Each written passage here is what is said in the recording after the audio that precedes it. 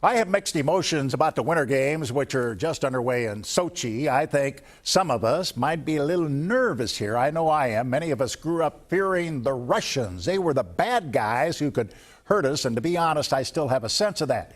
I trust I'm not the only one who reads this stuff and listens to the news reports. CNN tells us that 57% of the Americans surveyed in a poll earlier this week fear a terrorist attack that will take place during these Olympic Games. Now, keep in mind, folks, 51% thought that would happen in the 96 Games in Atlanta, and it did.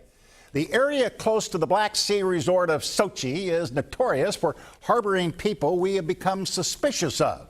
Those brothers who struck during the Boston Marathon are from this area, as are many militants around there.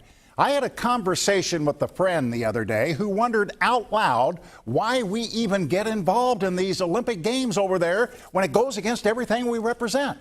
In Russia, there's corruption, there's a gay rights problem, and of course, the security concern. They put together a police force of 4,000. Russian authorities described it as, quote, a ring of steel. What's going on here?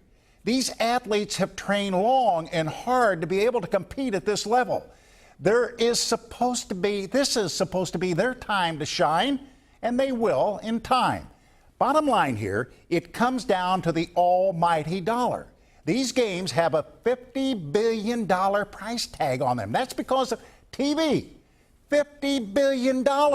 That's more than all the other Winter Olympics combined. Still, you have to question the International Olympic Committee for the selection of this venue. None of us want to hear reports of shooting stray dogs. That has been a big story over there in the past few days. My worst fears are still with me that this part of the world cannot be trusted. We can only hope the next 16 days will be all about the great athletes from around the world and not this other stuff which has been grabbing most of the headlines leading up to the games. That's Jack Smack.